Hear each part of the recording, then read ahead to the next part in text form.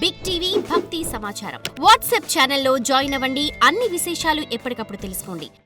అర్జునుడి రథం ఎప్పుడైతే కర్ణుడి వైపుకి దూసుకొస్తోందో కర్ణకుమారుడు అడ్డుపడ్డాడు.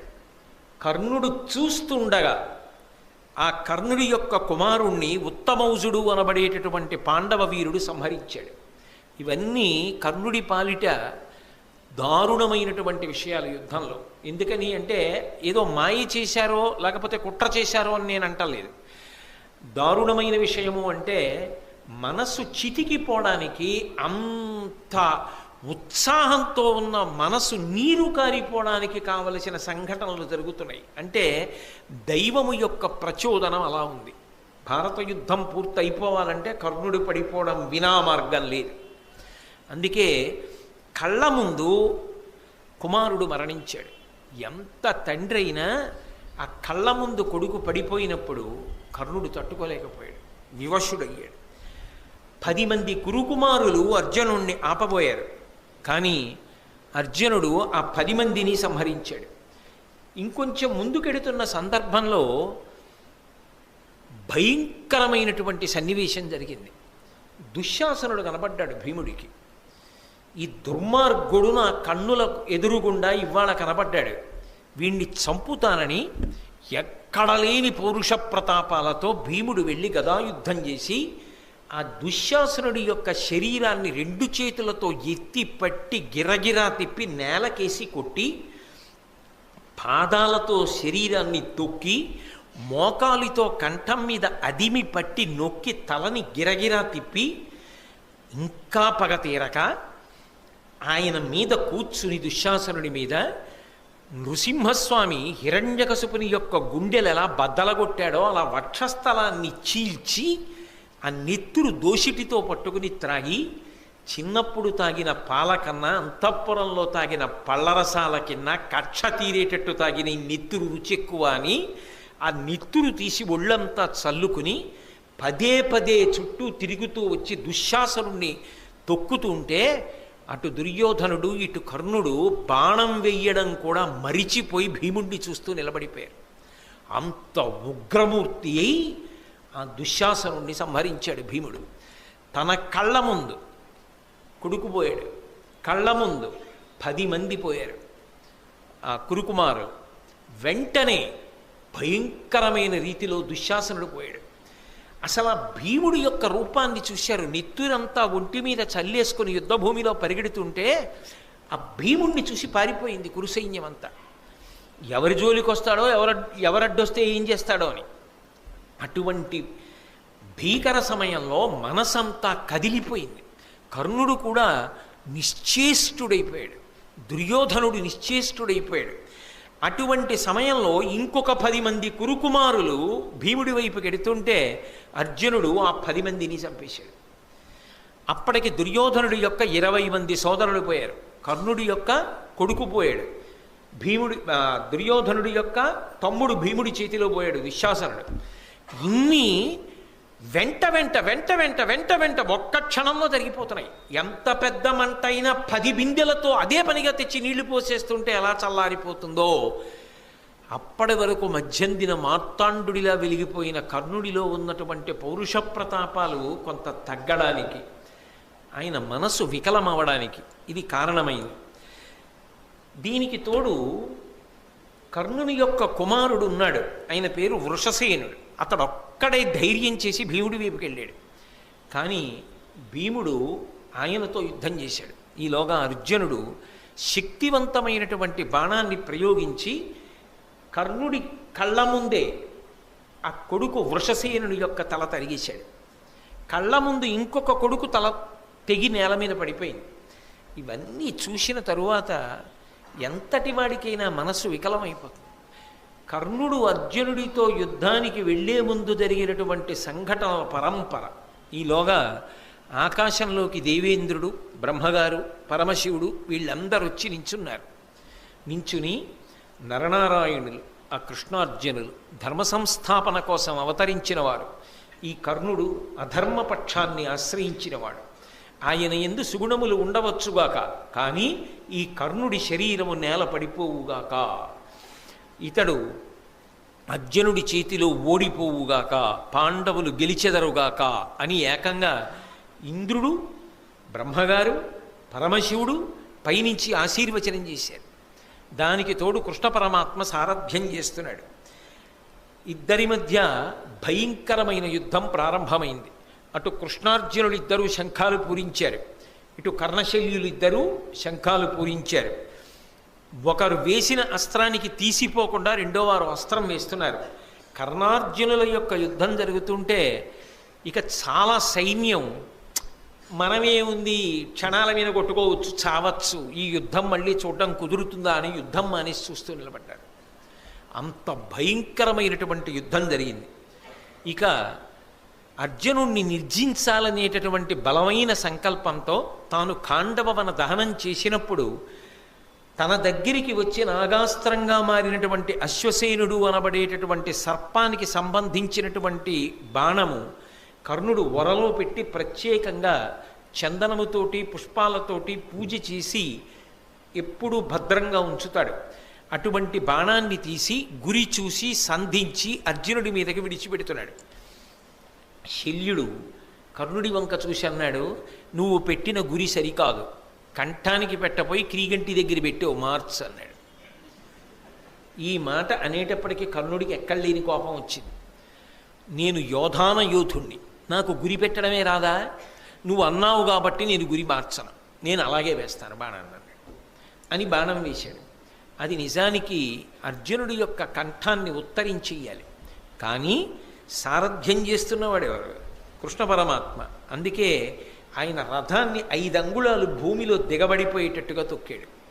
ఆ బాణం కంఠానికి గురిపెట్టింది. 5 అంగుళాల రథం కిందకెళ్ళడంలో, అర్జునుడు కూడా కిందకెళ్ళడంలో కిరీటాన్ని కొట్టి వెళ్ళిపోయింది. అయినా పగ తీరక అది మళ్ళీ వస్తుంటే కృష్ణుడు ఈ వృత్తాంతాన్ని అంతటినీ చెప్పిన కారణం చేత 6 బాణములు ప్రయోగించి అర్జునుడు ఆ సర్ప సంబంధమైన బాణాన్ని తుత్తునియలు చేసేశాడు, ముక్కలు చేసేశాడు. కర్ణుడు ఎంతో కష్టపడి యుద్ధం చేస్తున్నాడు. భార్గవాస్త్రం జ్ఞాపకానికి వస్తుందేమో అర్జునుడి మీద ప్రయోగిద్దామని ఎంతో ప్రయత్నం చేశాడు. పరశురాముడి శాపం ఉంది కదా, భార్గవాస్త్రం స్ఫురణకి రాలేదు. అవతల అర్జునుడు బాణములు కుప్పించేస్తున్నాడు. అదే సమయంలో ఆ కర్ణుడి యొక్క రథచక్రం భూమిలో దిగబడిపోవడం మొదలుపెట్టింది. అవతల సరిగ్గా నిలబడడానికి లేదు. భార్గవాస్త్రమా జ్ఞాపకానికి రావట్లేదు. అర్జునుడా బాణ పరంపర కురిపించేస్తున్నాడు. రథమా కదలదు, ధనస్సా విరిచేశాడు. అయినా ఇంకొక ధనస్సుని బాణాన్ని తీసుకుని యుద్ధం చేశాడు. ఎంత గొప్ప యుద్ధం చేశాడంటే గాంధీవం యొక్క అల్లెతాడు కట్టే ముడి విడిపోయేటట్టుగా కొట్టాడు. మళ్ళీ ముడిని సరిచేసుకుని అర్జునుడు యుద్ధం చేశాడు. కిందకి దిగి ఆ రథం యొక్క కాడి కింద తన భుజం పెట్టి ఆ రథాన్ని పైకెత్తడం కోసమని ప్రయత్నించాడు. అయినా ఆ రథం పైకి రాలేదు. కానీ ఆశ్చర్యం ఏమిటంటే ఈ భూమి అంతా కులపర్వతాలతోటి సముద్రాలతోటి 6 అంగుళాల పైకి లేచింది. అంటే కర్ణుడి యొక్క భుజశక్తి అటువంటిది. మొత్తం భూమి లేచింది కానీ ఆ రథం మాత్రం భూమిలోంచి పైకి రాలేదు. జ్ఞాపకానికి వచ్చింది, ఒకప్పుడు ధేనువుని కొట్టాను, కావాలని కొట్టలేదు, సాధన చేస్తుండగా బాణం తగిలింది. వేడుకున్నాను ఆ బ్రాహ్మణుణ్ణి, నీకు అనేక ఆవులు ఇస్తాను, దూడలు ఇస్తానన్నాను. ఆయన వినలేదు. ఎవరిని మనసులో పెట్టుకుని ఇంత తీవ్ర సాధన చేసి ధేనువు మీద బాణం పడేటట్టుగా కొట్టావో ఆ వీరుడితో యుద్ధం చేసేటప్పుడు నీ రథచక్రము భూమిలో కుంగిపోవుగాక అని శపించాడు. వెంటబడి ప్రతిమాలిన ఆయన అంగీకరించలేదు, ఆ శాపాన్ని ఉపసంహారం చేయలే. అందుకే రథచక్రం భూమిలో దిగబడిపోయింది అనుకున్నాడు. అనుకుని అర్జునుడి వంక చూసి ఆ అర్జునుడు అన్నాడు, అరదంబు చక్రంబు ధరజాల కృంగిన ఎత్తెద అంతకు నీయకుండు, ఏను భూమిస్థుడ నీవు రథస్థుండ, వియ్యడ తగవగు నీయకునికి విరిదలవానికి విరధుని ఆయుధం విడినవానిని శూరులేయరెందు, మహిత శూరుడవు అనుమాత్రగా ఉత్తమ కులుడవు రణధర్మ కోవిదుండవు, ఇట్టి నీవు తగిన ఎట్టి భంగిన అని చెయ్యవలయు, ఇట్లు చెప్పుటెల్ల పాడి ఏర్పడంగ పలుకుట గాని గోవిందునకును నీకు వెరచి కాదు. అర్జున, నువ్వు రథం మీద ఉన్నావు, నేను భూమి మీద ఉన్నాను. నా రథచక్రం కుంగిపోయింది, నా రథచక్రం భూమిలోంచి పైకి రావట్లేదు. నేను రథాన్ని ఎత్తి సరిచేసుకునే ప్రయత్నం చేస్తున్నాను. అయినా ఎదుటి వీరుడు భూమి మీద ఉన్నా, లేక అస్త్రములను విడిచిపెట్టి వెన్ను చూపించి పారిపోతున్నా, తల విరబోసుకుని ఉన్నా, అటువంటప్పుడు ధర్మాత్ముడైనటువంటి ఎదుటి వీరుడు బాణములు వేసి కొట్టకూడదు. నువ్వు ఉత్తమ వంశమునందు జన్మించావు, గొప్ప అస్త్ర విద్య నేర్చుకున్నావు, ధర్మం తెలిసిన్నవాడివి. నేను ఇప్పుడు బాణములు వెయ్యలేని స్థితిలో ఉన్నాను, రథాన్ని ముందు భూమి మీద సరిచేసుకునే ప్రయత్నంలో ఉన్నా, అయినా నువ్వు ఆపకుండా బాణప్రయోగం చేస్తున్నావు. కొంతసేపు బాణప్రయోగం ఆపు. నీకో గోవిందుడికో భయపడి నేను ఈ మాట చెప్పట్లేదు, ధర్మం చెప్పాలి కాబట్టి చెప్తున్నా అన్నాడు. అంటే కృష్ణ పరమాత్మ అన్నాడు, అబ్బా ఇప్పుడు ధర్మం జ్ఞాపకానికి వచ్చిందా? జ్ఞాపకానికి వస్తే రక్షించేది కాదు ధర్మం, అనుష్ఠిస్తే రక్షించేది. నువ్వు ఎంత ధర్మాన్ని అనుష్ఠించావు జీవితంలో? పాండవులను తక్కువ చేసి మాట్లాడినప్పుడు ఈ ధర్మం జ్ఞాపకానికి రాలా? ద్రౌపదీదేవిని అవమానించినప్పుడు ఈ ధర్మం జ్ఞాపకానికి రాలా? అదే పనిగా అర్జునుణ్ణి చిన్నతనం చేసి మాట్లాడినప్పుడు ఈ ధర్మం జ్ఞాపకానికి రాలా? నువ్వు పాటించనిది ధర్మం. నీకు అక్కడికి రమ్మంటే ఎక్కడి నుంచి వస్తుంది? ఇతని రథచక్రము పైకి లేవదు అర్జున, ఎందుకంటే ఇతనికి శాపం ఉన్నది. కాబట్టి నువ్వు వేచి ఉండవలసిన అవసరం లేదు. అతని రథము భూమి మీదకి సక్రమంగా వస్తుందనుకుంటే ఆగవచ్చు, అది వచ్చే సమస్యే లేదు, ఎందుకంటే అది శాపం. కాబట్టి బాణప్రయోగం చెయ్యి అన్నాడు. వెంటనే అర్జునుడు ఒక దివ్యమైనటువంటి బాణాన్ని తీసి, ఏను తపశ్చరణంబున దానంబున గురుజనాభితర్పణమున నిత్యాసూన వ్రతశీలుడని నీయు కర్ణు తలత్రించు ఈ శరమనియన్. నేను ప్రతిరోజు కూడా పుణ్యకార్యములు చేసిన వాడనైతే, గురుజనులను తృప్తిపరచినటువంటి వాడనైతే, నిత్యానూన వ్రతశీలుడని నీయు ప్రతిరోజు పుణ్యకర్మలు తప్పకుండా చేసిన వాడనైతే, నేను ఇప్పుడు వేసేటటువంటి ఈ బాణము కర్ణుని యొక్క తలను త్రుంచుగాక అని చెప్పి గాంధీవానికి తొడిగి ఆ బాణాన్ని ప్రయోగించాడు. చరమగిరి నుండి పడియడు తరణికరణి సూతపుత్రు తలవడ కాంతి స్ఫురణోజ్వలంబు అతి సుందరముగు అగు కాయమట్లు ధరణింపడియన్. ఆ అర్జునుడు వేసినటువంటి బాణానికి కంఠం తెగిపోయి ఎంతో అందంగా ఉండేటటువంటి ఆ కర్ణుడి యొక్క తల బంగారు రంగు కలిగినటువంటి శరీరం నుంచి వేరైపోయి నిత్తురు కారుతూ భూమి మీద పడిపోయింది. ఆ శరీరం ఇంకొక పక్కకు పడిపోయింది. అదిప అంతన గనువిచ్చి అఖిల జనలు కనుగొనంగా ఆ యుజ్వల తనువు విడిచిచని సముద్దీప్తమైన తేజంబు వారిజాప్త బింబంబు సొచ్చె అత్యద్భుతముగా. పశ్చిమాద్రిన అస్తమించడానికి సిద్ధపడుతూ ఎరుపు రంగుని పుంజుకుంటున్నటువంటి సూర్యబింబంలోకి కర్ణుడి శరీరంలోంచి ఒక దివ్యమైనటువంటి కాంతి వెళ్ళి కలిసిపోయింది. సూర్యభగవానుడు చూశాట ఆకాశంలోంచి, అబ్బా, నా అనుగ్రహాన్ని పొందినవాడు, నన్ను ఉపాసన చేసినవాడు, నా అంశలో వెలిగినవాడు, భారత యుద్ధానికి కారణమైనవాడు, ధర్మ సంస్థాపనకు నిజానికి పరమకారణమైనవాడు ఇవాళ యుద్ధభూమిలో పడిపోయాడు. తల తెగి నెత్తురు కారుతుండగా అలా పడిపోయాడు. ఎవడు రథం మీద నిలబడి ఉండగా భార్గవాస్త్ర ప్రయోగం చేశాడో, ఎవడు పాండవ సైన్యాన్ని కాకావికలు చేశాడో, వాడు లేని రథం ఇప్పుడు మాత్రం ఆ చక్రం భూమి మీదకి మళ్ళీ మామూలుగా వచ్చేసింది అని. ఎంతైనా మరి కొడుకు కదా కర్ణుడు, కిరణములు చేతులు కదా సూర్యుడికి. తల తెగిపోయినటువంటి కర్ణుడి శరీరాన్ని ముట్టుకున్నాయి కదా, స్నానం చేయాలని సముద్రంలోకి సూర్యుడు దిగిపోయాడా అన్నట్టుగా బింబం అస్తమించింది. ముఖం ఎర్రబడి శల్యుడు ఖాళీ రథాన్ని తోలుకుని దుర్యోధనుడి దగ్గరికి వెళ్ళిపోయాడు. కౌరవ సైన్యం అంతా కాకావికలై చెల్లాచెదరైపోయింది. ఇక దుర్యోధనుడి పరిస్థితి చెప్పడానికి ఏముంటుంది? కర్ణుడితో వెళ్ళిన రథం, ఆశలు పెట్టుకున్న రథం కర్ణుడు లేకుండా ఒక్కటే తిరిగి వచ్చేసింది. అప్పుడు అన్నాడు శల్యుడు, ఇప్పటిదాకా ఎక్కడా చూడలేదో ఈ దుర్యోధన ఇటువంటి యుద్ధం. ఏమి యుద్ధం చేశాడయా కర్ణుడు! మనుష్యులు ఏమిటయా, దేవతలు వచ్చి ఆకాశంలో నిలబడి చూశారు ఆయన చేసిన యుద్ధాన్ని. కర్ణుడు ధన్యుడు, మహాత్ముడు, మహానుభావుడు, అంత గొప్ప యుద్ధం చేశాడు. ఇన్ని శాపాలు ఉండి కూడా హరివీర భయంకరుడు యుద్ధం చేశాడు.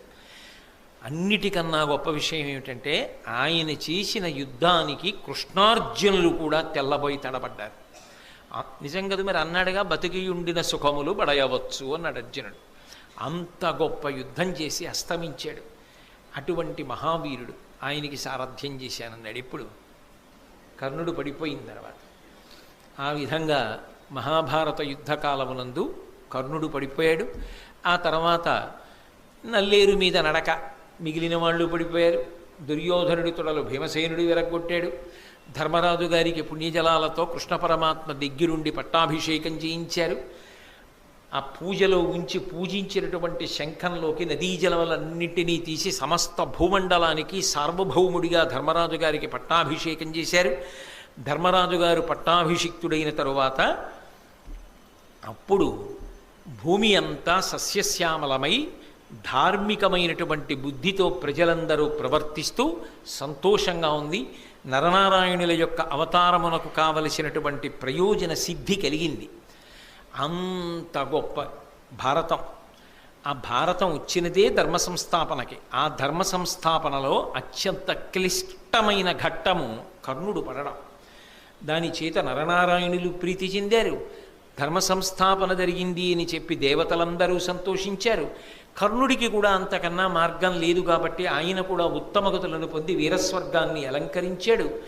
కాబట్టి ఈ విధంగా ధర్మరాజు గారు పట్టాభిషేకం చేసుకున్న కారణం చేత చాలా చాలా గొప్పగా భూమి అంతా సస్యశ్యామలమై సంతోషకరంగా ప్రజలందరూ జీవనాన్ని కొనసాగించారనేటటువంటి మంగళకరమైన ఘట్టం దగ్గర నేను ఇవాల్టి ఈ ప్రవచనాన్ని పూర్తి చేస్తున్నాను. కానీ ఒక్కటి చెప్తారు పెద్దలు, మహాభారతంలో కర్ణుడు చాలా చాలా గొప్ప విషయం అది వినడం, అది చెప్పడం కూడా అభ్యున్నతికి హేతువు అంటారు. కర్ణ వధ కూడా అంత చాలా గొప్పది అని చెప్తారు. చాలా ఆశ్చర్యకరంగా ఇవాళ నేను కర్ణవధ చెప్పాలి అని తెల్లవారు కట్టలేచి అయ్యో కర్ణుడు పడిపోవడం చెప్పాలి, ఇవాళ కర్ణుడు పడిపోవడం చెప్పాలి అని మానసికంగా సిద్ధపడుతున్నా. ఎందుకంటే అటువంటి క్లిష్టమైన విషయం చెప్పడం నాకు బాధాకరమే. నేను సభలో పంచుకోలేను. కానీ మహాభారతము ఎంత శక్తివంతమైనదో నాకు ఇవాళ అనేక సందర్భాల్లో నిరూపణమైంది. నేను అటువంటి సందర్భాలు జరిగినప్పుడు నా భార్యని పిలిచి చూపించాను కూడా. చూసావా మహాభారతం ఎంత శక్తివంతం, ఎంత ఆశ్చర్యకరమైన విషయాలు జరుగుతున్నాయో చూసావా అని నేను నా భార్యతో పంచుకున్నాను. అంటే ఇవాళ నేను ఎప్పుడూ రానివాడిని సభకి ఆలస్యం అయ్యానంటే నా ప్రమేయం లేకుండా ఇవాళ చాలాసేపు గోశాలలో ధ్యానమందిరం దగ్గర కృష్ణ భగవానుడి దగ్గర నన్ను అట్టిపెట్టిన తరువాత పరమాత్మ ఈ ఘట్టాన్ని పూర్తి చేయడానికి పంపించాడు.